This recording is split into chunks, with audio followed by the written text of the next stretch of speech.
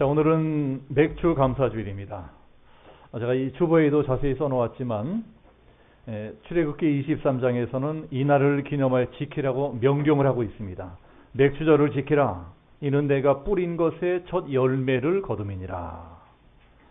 자, 이 말씀 그대로 광야에서 고생하던 이스라엘 백성들이 축복의 땅 가나안에 들어가서 맥주, 그러니까 보리 농사 짓고 첫 열매 거두게 된 것을 감사하는 절기가 오늘입니다. 그래서 이제 이날을 따로 초실절이라고도 합니다. 요새 월드컵이 한창인데 맥주 감사절을 축구로 치자면 전반전을 잘 뛸 수 있도록 해주신 것을 감사하는 절기라 할 수 있습니다. 하나님이 전반전을 열심히 잘 뛰게 해줘서 감사합니다. 또 첫 번째 골까지 넣게 하시니 감사합니다. 자, 이런 날이에요. 그럼에도 불구하고 만약 우리가 지금 지고 있다면 후반전에는 반드시 역전골을 넣게 해줄 것을 믿습니다. 하고 후반전까지 미리 감사하는 날입니다. 전반전의 축복을 감사하는 게 맥주 감사절이라면 경기가 다 끝나는 후반전의 축복을 감사하는 것이 이제 가을에 있을 추수감사절입니다. 자, 이번 월드컵에는 후반전에 주로 멋진 역전골들이 많이 터지고 있는데, 자, 우리나라도 그렇고 양주 명성교도 그렇고 우리 성도의 가정도 그렇고 반드시 후반전은 그렇게 될 것이다. 믿으시는 분들만 아멘 하시길 축복합니다. 자, 오늘 우리는 올해 전반전을 지켜주신 하나님께 감사드리는 예배를 드리고 있는데, 사실 감사란 것도요, 하면 할수록 느는 거더라고요. 요새 감사할 게 뭐가 있냐? 요새 되는 게 뭐가 있냐? 이렇게 불평하면 불평할수록 불평거리만 늘어나는 것이고, 그럼에도 불구하고 우리가 오늘까지 잘 먹고 잘 살았지 않냐? 이만하면 됐지. 이렇게 감사하면 감사할수록 감사거리도 늘어나게 되어 있습니다. 그러니 이왕이면 우리 믿는 사람들이 불평보다는 감사가 더 많이 늘어나야 되지 않겠습니까? 감사가 늘어난다는 것은 또 다른 말로 하자면 그만큼 감사의 수준이 높아진다는 것을 뜻합니다. 감사의 수준이 높아지는 거예요. 이 세상 모든 일에 수준이 있는 것처럼 감사에도 분명히 수준이라는 것이 있습니다. 제일 초보적인 수준의 감사가 뭐냐? 이게 조건부 감사예요. 그러면 조건부 감사는 뭘까요? 뭐 해주시면 감사하겠다. 해주시면 감사합니다. 하나님이 나한테 이런저런 걸 해주시면 감사하겠습니다. 이게 1단계 감사입니다. 지금 감사하는 것이 아니고 나를 좋은 대학에 합격하게 해주시면 감사하겠습니다. 집 사게 해주시고 땅 사게 해주시면 감사하겠습니다. 결혼하게 해주시면 감사하겠습니다. 우리 아이 잘 낳게 해주시면 감사하겠습니다. 이것이 조건부 감사입니다. 그러나 사실 그런 사람은요, 그때 가서 두고 봐야 됩니다. 화장실 갈 때 다르고 나올 때 다르기 때문에 그런 사람은 그때 가서 또 어떻게 될지도 몰라요. 그런데 그것보다 조금 더 수준 높은 2단계 감사가 있는데, 그게 뭐냐면 때문에 감사합니다. 돈 많이 벌게 해줬기 때문에 감사하는 거예요. 우리 아이를 잘 낳게 해줬기 때문에 감사합니다. 건강 주셨기 때문에 감사합니다. 좋은 대학 들어가게 됐기 때문에 감사합니다. 자, 보통 그래도 사람들이 이제 이러한 감사는 그래도 비교적 잘하는 편입니다. 그러나 만약에 이런 것까지 안 감사하는 사람이 있다면 그건 뭐 4가지가 없는 사람이에요. 4가지. 자, 4가지가 뭐예요? 이 4가지가 싸가지입니다. 그런데 그것보다 훨씬 더 수준 높은 감사가 있습니다. 이제 그것이 무엇이냐? 그럼에도 불구하고 감사하는 겁니다. 이게 바로 3차원의 감사입니다. 어려운 일을 당하고 슬픈 일을 당하고 불행한 일을 당해서도 그럼에도 불구하고 감사하는 겁니다. 이제 구약 성경에서는 하박국 선지자가 이제 그런 감사를 했습니다.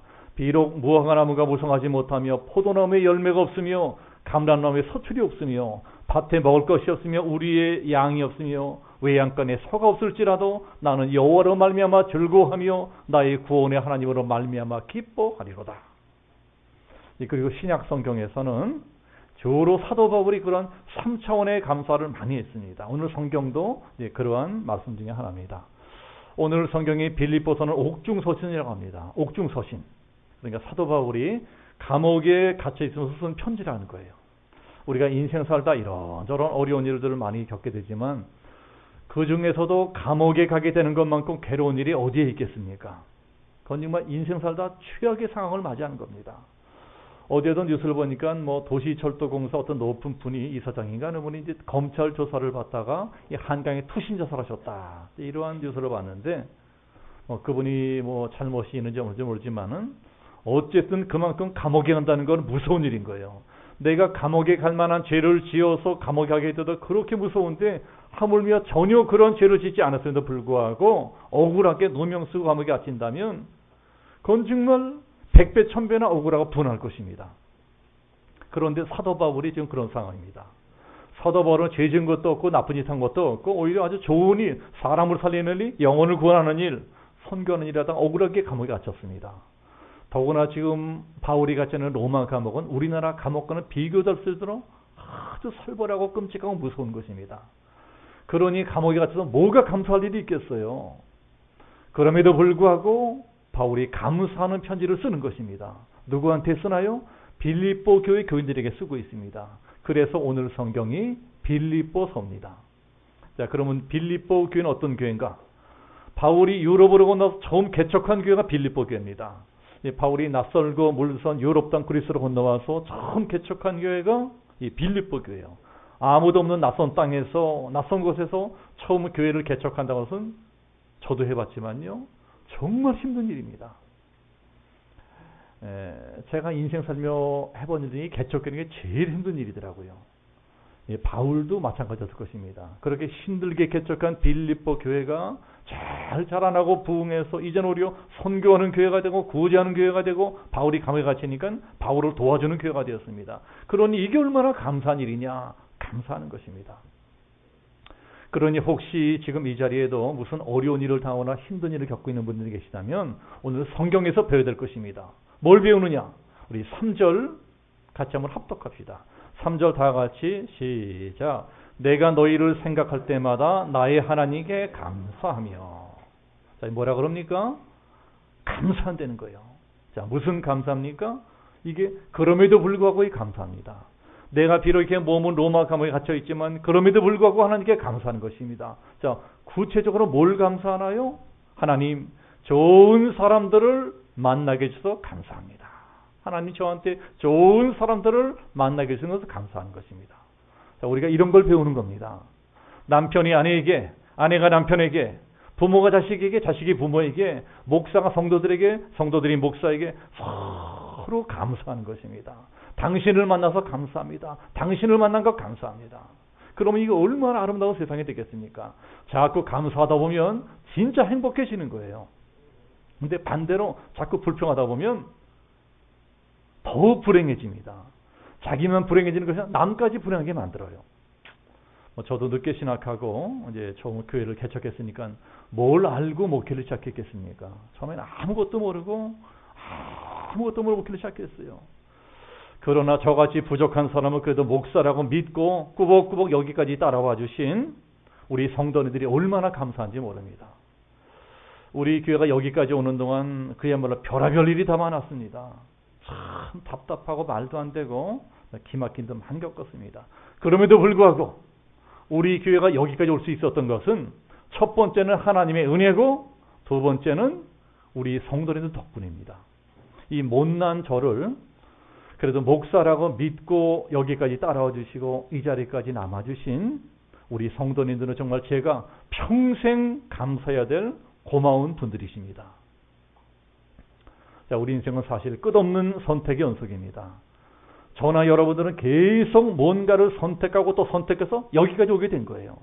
물론 그 이전에 하나님의 어떤 섭리가 있었겠지만 그래도 하나님이 우리들에게 선택권을 주셨기 때문에 우리들은 학교를 선택하고 직업을 선택하고 배우자를 선택하고 또 양준한 동네를 선택하고 또 그 많은 교회 중에 우리 교회를 선택하고 그 많고 많은 목사 중에 이 박찬민 목사라는 사람을 선택하셨습니다. 그러니 사실 저도 그렇고 여러분도 그렇고 우리가 예배드리는 이 자리는 내가 선택한 선택의 결과입니다. 그런데 그 선택 이전에 뭐가 있었습니까? 생각이 있었어요. 생각. 우리가 무슨 일이든 결정하기 전에는 반드시 어떤 생각을 하지 않습니까? 그래서 생각이 중요한 것입니다. 내 생각의 방향이 내 인생을 결정하는 거예요. 좋은 생각을 하면 좋은 인생을 살게 되고 나쁜 생각을 하면 나쁜 인생을 살게 됩니다. 또 만약 잘못 생각해서 나쁜 인생을 살다가도 생각만 바꾸면 얼마든지 좋은 인생, 행복한 인생을 살 수가 있어요. 생각이라는 것이 이렇게 중요한데, 그러면 그렇게 인생의 방향을 바꿀 수도 있는 가장 좋은 생각이 무엇이냐? 그게 바로 감사라는 것입니다. 감사의 생각을 하는 거예요. 이게 3절 말씀 아닙니까? 내가 너희를 생각할 적마다 나의 하나님께 감사하며, 생각하고 감사하는 거예요.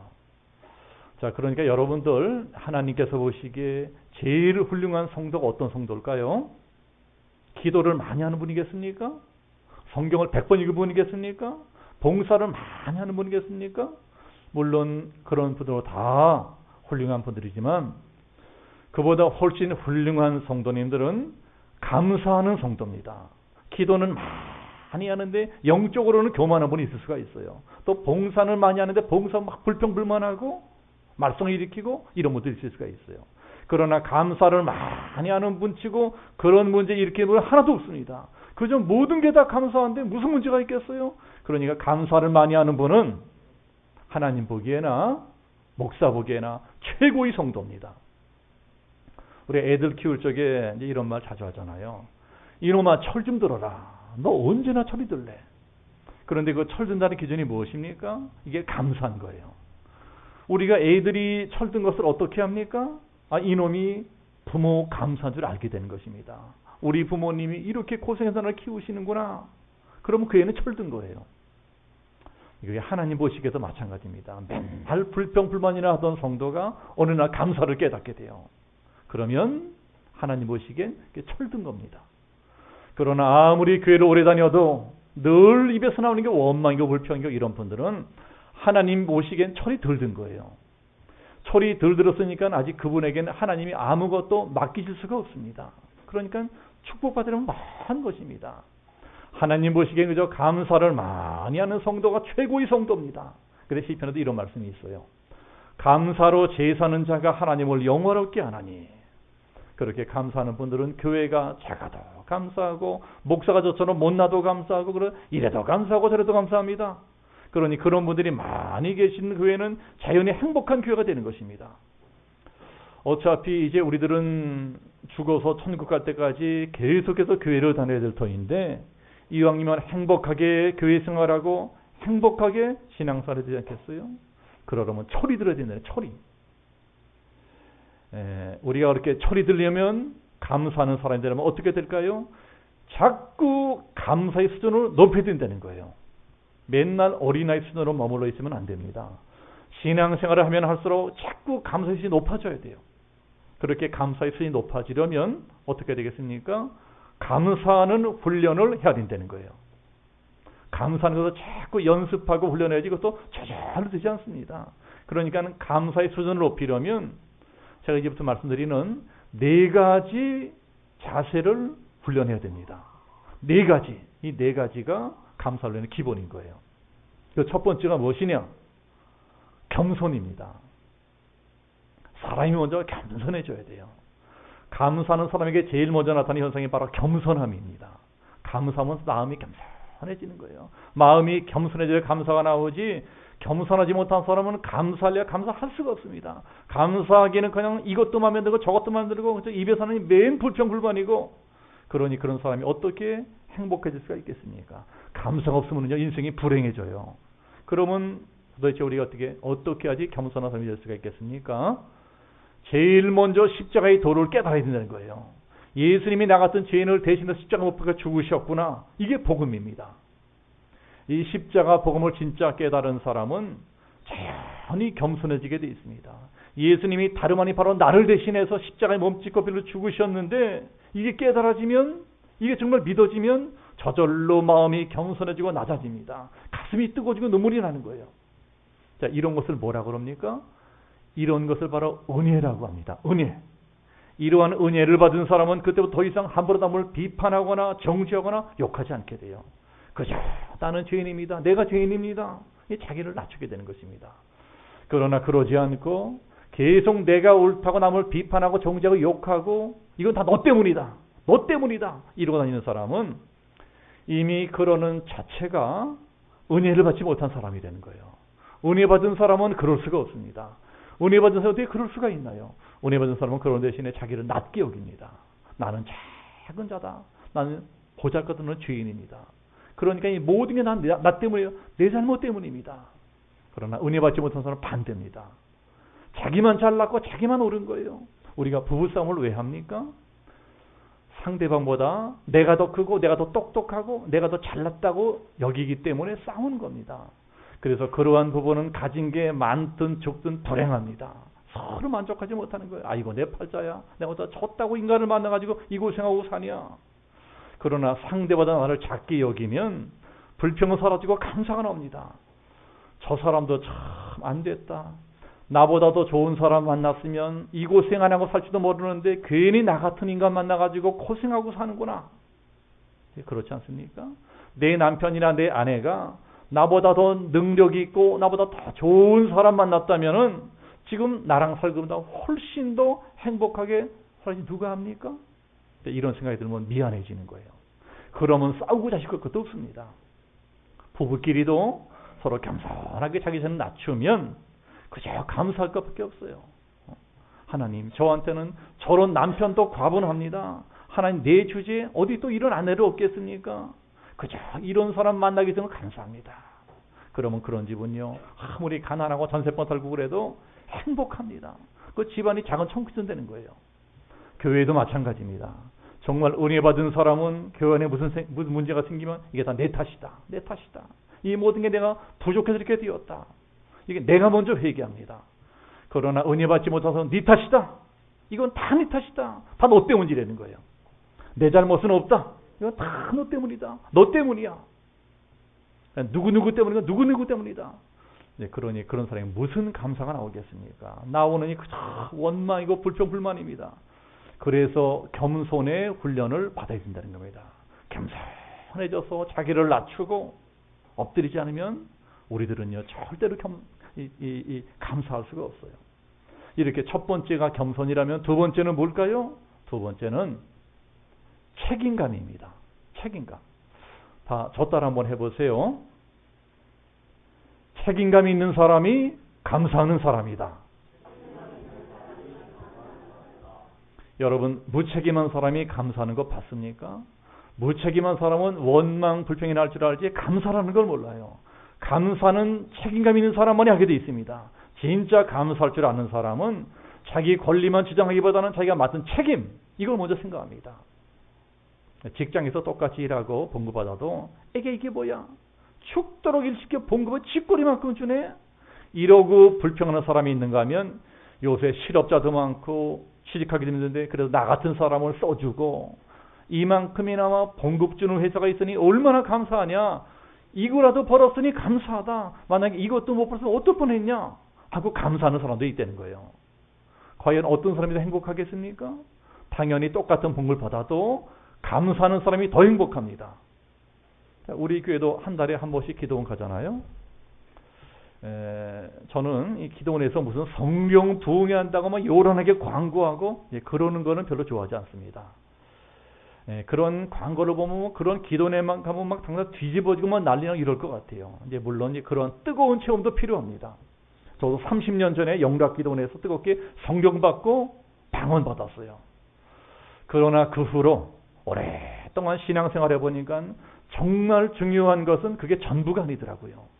물론 그런 것도 중요하지만 그렇게 막 불 받아라 막 불 받아라 막 요란 떨고 막 환상 보고 방언하고 예언하고 이런 것보다 우리 기독교에서 훨씬 더 중요한 것은 감사하는 겁니다. 작은 것에도 감사할 줄 모르는 사람이 지 아무리 뒤집어지는 체험을 하고 은사받고 예언하고 방언하고 입신하고 그 뭐가 대단하겠어요? 그저 감사하는 것이 가장 차원 높은 영성입니다. 감사하는 마음을 가진 내 주변 사람들을 바라보면 아무리 미운 사람을 봐도 예쁜 구석이 보여요. 감사하는 마음을 가지고 보면 어떤 사람도 밉지 않은 것입니다.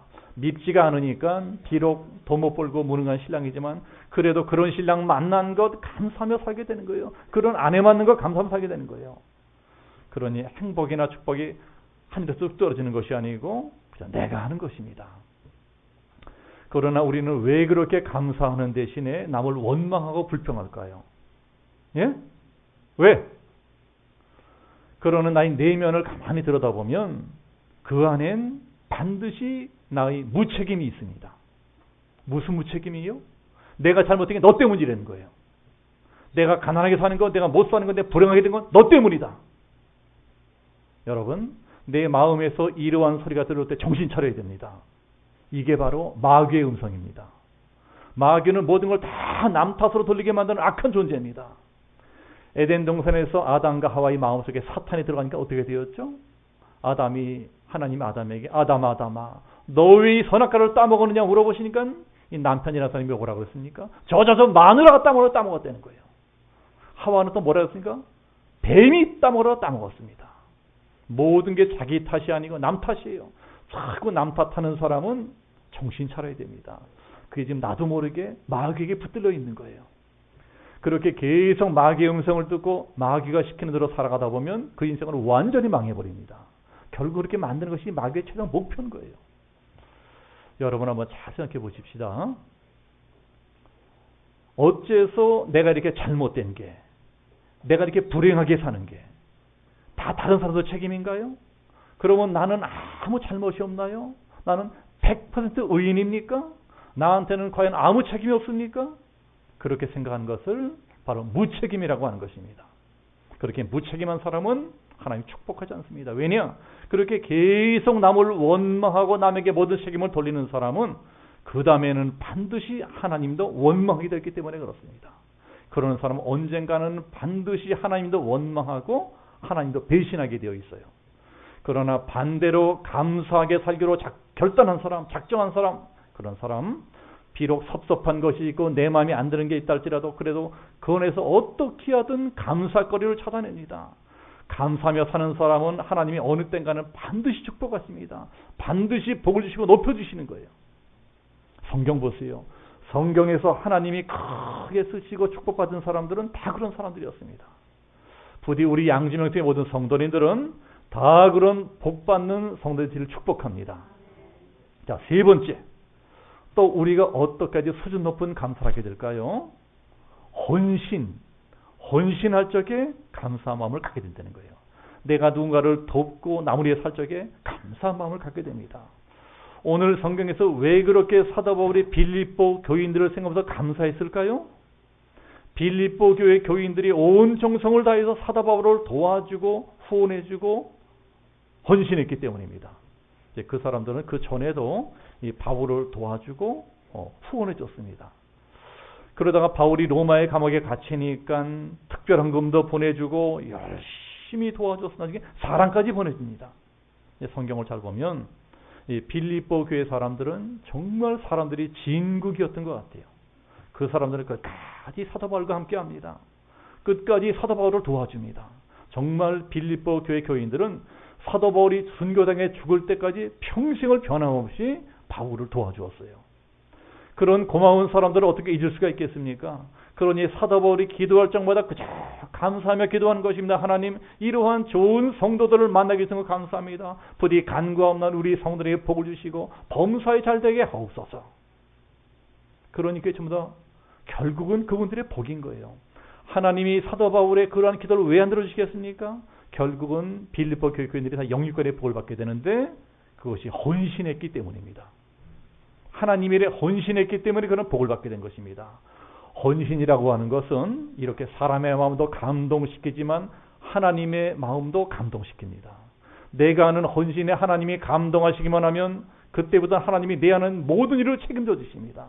더 높여주시고 더 귀한 손을 만들어주시고 더 형통한 인생이 되도록 축복해 주십니다. 하나님 일을 위해서 내 시간도 드리고 재능도 드리고 정성 드리고 물질 드리는 것, 이게 손해 같지만 이 손해가 아니라 유익입니다. 왜 유익이냐? 그렇게 하나님 위해서 헌신하면 헌신할수록 믿음이 커지는 거예요. 사람의 재능이라는 것도 자꾸 사용해지 커지는 것처럼 믿음도 마찬가지입니다. 믿음도 자꾸 헌신해야지 커지게 돼 있어요. 그러나 그러지 않고 아무것도 안 하고 헌신도 안 하고 봉사도 않고 가만히 있으면 내 몸은 편할지 몰라도 믿음은 점점 약해집니다. 믿음이 약해지니까 조그만 일에도 시험 들고 인생도 신앙도 점점 어려워집니다. 그래서 할 수만 있다면 그게 어떤 일이든 작은 일이든 큰 일이든 뭔가 하나라도 교회 안에서 내 일을 찾아서 해야 됩니다. 뭔가 조금 한 거라도 하나님께 헌신하려고 해야 되는 거예요. 그래야지 믿음도 커지고, 믿음이 커지면 감사를 깨닫게 되고, 감사를 깨닫게 되면 될수록 행복한 인생이 되는 것입니다.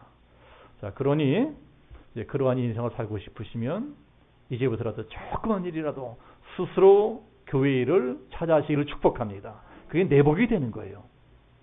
그리고 또 어떻게 우리 감사심이 높아지느냐? 마지막 비결은요, 꾸준한 겁니다. 그저 한결같이 꾸준해야 돼요. 결국은 그러한 사람이 감사를 잘하는 사람입니다. 우리 5절 한번 같이 합독해 보겠습니다. 5절 다 같이 시작. 너희가 첫날부터 이제까지 복음을 위한 일에 참여하고 있기 때문이라. 자, 이게 무슨 말씀입니까? 빌립보 교회 교인들은 처음 교회를 시작할 때부터 사도 바울에게 많은 은혜를 받았습니다. 사도 바울의 설교와 가르침에 큰 은혜를 받고 구원받은 하나님의 일꾼들이 되었습니다. 그리고 그것 때문에 감사합니다. 우리가 당신에게 큰 은혜를 받았습니다. 우리가 당신의 은혜를 받았습니다. 그런데 그것이 세월이 가도 변하지 않는 것입니다. 세월이 가도 변함없이 꾸준히 교회를 사랑하고 사도 바울을 사랑하고 그러고 있어요. 한마디로 말해서 빌립보 교인들은 변덕스럽지 않은 사람들입니다. 사람들이 꾸준한 거예요. 세월이 가도 변함이 없습니다. 냉미장 빡 끓었다가 금방 식어버리고 이런 것이 아니고 가마솥까지 꾸준합니다. 푹 끓인 가마솥 곰탕처럼 세월이 가도 사람들이 한결같아요. 여러분 다 그런 분들 좋아하시죠? 다 저도 그런 분을 좋아합니다. 너무 유난스럽게 열심 내고 너무 유난스럽게 우리 목사님 최고다. 우리 목사 설교 최고다. 이런 분들 보면요 조마조마해. 목회하면서 가만 보니까 되게 그런 분들이 시험도 빨리 들더라고요. 열심히 내던 분들이 헷가닥하면 참 목회가 골치 아파지고 교회가 어지러워집니다. 그래서 저는 그런 분들보다 무던한 분들이 좋습니다. 그래서 세월이 가도 변함없이 꾸준히 헌신하고 꾸준히 충성하는 분들이 최고입니다. 그저 새벽기도 꾸준히 나오고 봉사도 누가 알아주든 안 하든 꾸준히 하고 있는 듯 없는 듯 하면서도 묵묵히 자기 일 자기가 다 알아서 하고 그런 걸 보면 너무 고마워요. 정말 고맙습니다. 누가 뭐라고 떠들고 뭐라고 수근수근하고 그래도 그저 묵묵히 자기 자리 지키고 자기 할 일 다 찾아하는 그런 분들이요 보배요 보배. 여러분 보배입니다. 그런 분들이 직분자도 돼야 돼요. 그런 분들을 위해서는 어느 목사든 더 간절하게 기도가 나옵니다. 저도 마찬가지. 하나님 꼭 저분을 기억해 주십시오. 저런 분을 축복 안 하시면 누구를 축복하겠습니까? 그래서요 저도 목회를 마치는 마지막 날까지 그저 꾸준히 목회하려고 합니다.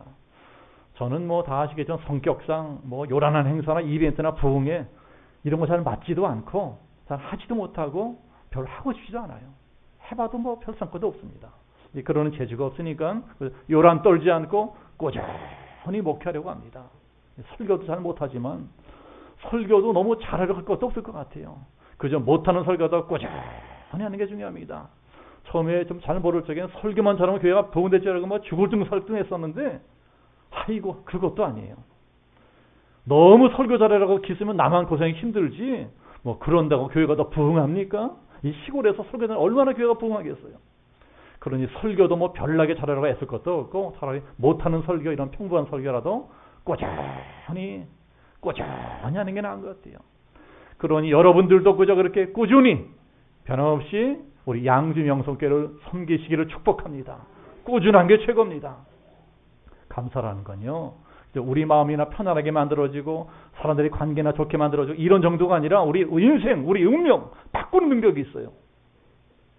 요새 우리나라가 이제 일본하고 역사 문제로 이제 사이가 별로 좋지 않지만 아무리 미운 일본이라고 해도 배울 것이든 배워야 됩니다. 자, 일본의 내셔널이라고 하는 전자제품 회사 있죠? 다 아실 거예요. 유명한 이 세계 굴지의 기업이 있습니다. 그 기업의 창시자가 마스시다 고노스케라고 하는 회장이에요. 일본 사람들이 그 사람을 얼마나 존경하는지 마스시다는 경영의 신이다. 경영의 신이라고 부릅니다. 그만큼 탁월한 경영 능력이 있기 때문에 재벌 총수임에도 불구하고 범국민적인 존경을 받고 있는 국민재벌의 국민재벌.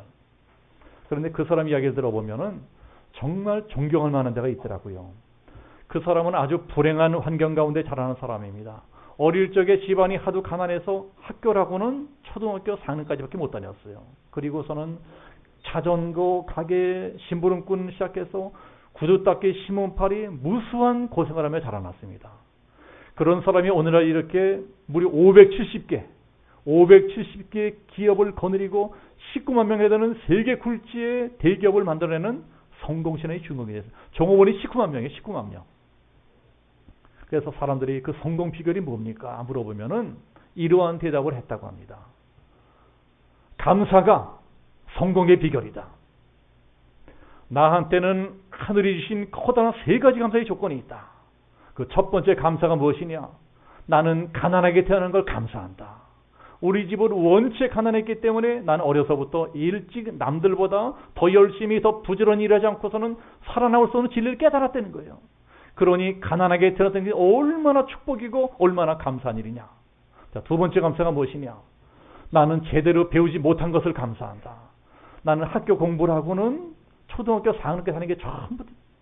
그러니 평생 공부하는 자세로 살 수밖에 없었다는 거예요. 워낙 무식하고 아는 것이 없었기 때문에 만나는 사람마다 모르는 걸 물어봐야 됐다는 거예요. 언제 어디서 누구를 만나든 저분은 내 스승이구나. 이런 자세로 그저 겸손하게 배우고 또 배우고 그렇게 살았더니 그렇게 열심히 배우고 노력한 결과 학교에서 배운 사람들보다 더 많은 지식과 경험을 얻게 되었으니 이게 얼마나 감사한 일이야. 나는 못 배운 것을 감사한다. 마지막 3번째 감사가 무엇이냐? 나는 몸이 약하게 태어난 걸 감사한다는 거예요. 나는 원래 선천적으로 허약한 체질로 태어났다. 그래서 평생 동안 늘 건강을 조심하며 살았다는 거예요. 과로하지 않고 무리하지 않고 욕심내지 않고 술, 담배 같은 일절 입에도 안 대고 그래서 오늘날까지 이렇게 장수할 수 있게 되었으니 내가 몸이 약하게 태어난 것이 얼마나 감사한 일이냐. 실제로 마스터 회장은 94세까지 장수했는데 죽기 직전까지 아침마다 냉수마찰을 했대요. 건강하게 살다가 건강하게 죽었습니다. 그렇게 철저하게 자기 건강 관리했기 때문에 그 약한 몸을 가지고도 남들보다 훨씬 건강하게 장수할 수 있었던 거예요. 결국 그 사람의 건강 비결이 무엇입니까? 감사였다는 것입니다. 나는 가난했음에도 못 배웠음에도 몸이 약했음에도 그럼에도 불구하고 난 늘 감사하는 마음으로 살았다. 그럼에도 불구하고 이게 바로 오늘 맥주 감사주일에 배운 가장 수준 높은 감사가 아닙니까? 해주시면 감사가 아니고 때문에 감사가 아니고 그럼에도 불구하고 감사한 거예요. 이것이 감사의 수준이 높아지는 것입니다. 물론 지금은 여러 가지로 참 어려운 시대입니다. 그러나 그럼에도 불구하고 우리가 드리는 감사의 수준이 높아지면 높아질수록 하나님께 받을 축복의 수준도 높아지는 것입니다. 감사의 수준이 높아지고 은혜의 수준이 높아지면 저절로 기적도 일어납니다. 성경에서 일어나는 기적 사건 보세요. 전부 다 그럼에도 불구하고 감사할 때 기적이 일어났습니다. 예수님이 오병이어 기적을 이끌 적에도 들판에 먹을 것이 하나도 없어. 그럼에도 불구하고 예수님이 감사하며 기도를 드렸더니 5,000명이 먹고 다니는 엄청난 물질의 축복이 주어집니다. 예수님이 죽은 나사로 살 때 마찬가지야. 사람이 죽었어요. 송장선에서 진동을 합니다. 그럼에도 불구하고 예수님이 무덤에서 감사의 기도를 드립니다. 그럼에도 불구하고 감사를 드렸더니 죽은 나사로가 뻘떡 일어났어요. 그러니 모쪼록 우리 성도님들도 이 맥주 감사절의 감사를 통해서 그럼에도 불구하고 실패를 성공으로 바꾸시고 그럼에도 불구하고 불행을 행복으로 바꾸시고 그럼에도 불구하고 가난을 부여로 바꾸시는 기적의 주인공이 되시기를 축복합니다. 우리가 아무리 어렵고 힘들다고 해도 그럼에도 불구하고 우리 하나님이 열심히 그 일을 이루실 것입니다. 그게 바로 오늘 읽은 성경 말씀이에요. 우리 6절 말씀 같이 한번 합독합시다. 6절 다 같이 시작. 너희 안에서 착한 일을 시작하신 이가 그리스도 예수의 날까지 이루실 줄을 우리는 확신하노라. 오늘 말씀을 기억하시면서 감사의 수준을 높이자. 첫 번째 겸손, 두 번째 책임감, 세 번째 헌신, 네 번째 꾸준함으로써 감사의 수준을 높여서 하늘 하나님이 예배하신 영육간의 온전한 복을 받아 누리시는 우리 양주 명성교회 모든 성도들 되시기를 예수님의 이름으로 축복합니다. 우리 함께 기도하겠습니다.